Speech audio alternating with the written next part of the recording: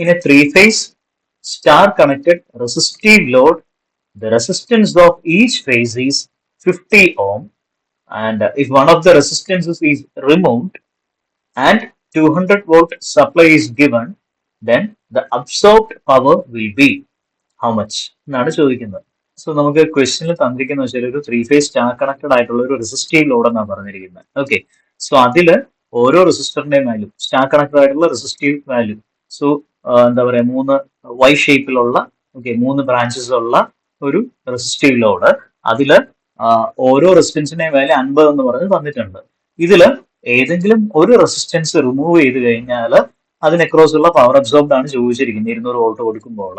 So ഒരു Y അല്ലെങ്കിൽ star connected ആയിട്ടുള്ള ഒരു ലോഡിൽ നിന്ന് ഒരു റെസിസ്റ്റർ എടുത്ത് മാറ്റി കഴിഞ്ഞാൽ എന്താ സംഭവിക്കുക?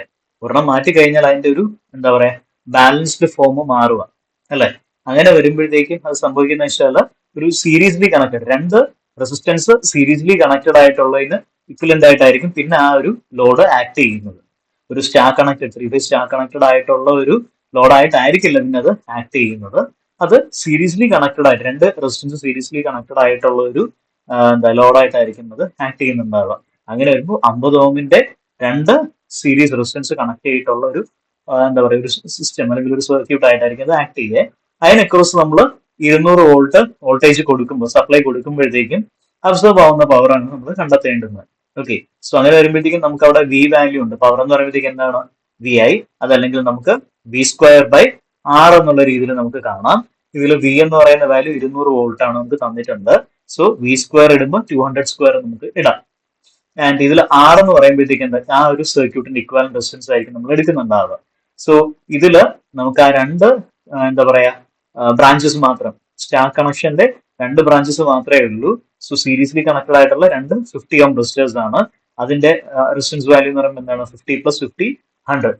സോ എന്താ പറയാ 200 square divided by 100 V square by R. ആ വാല്യൂ ആണ് നമുക്ക് വരുന്നത്. 200 സ്ക്വയർ എന്ന് പറയുമ്പോഴത്തേക്ക് എത്രയായിരിക്കും വരിക?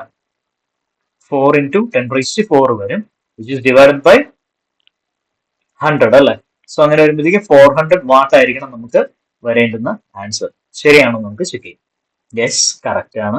ഓപ്ഷൻ ബി 400 വാട്ട് തന്നെയാണ്, 400 വാട്ട് തന്നെയാണ് ആൻസർ വരുന്നത്.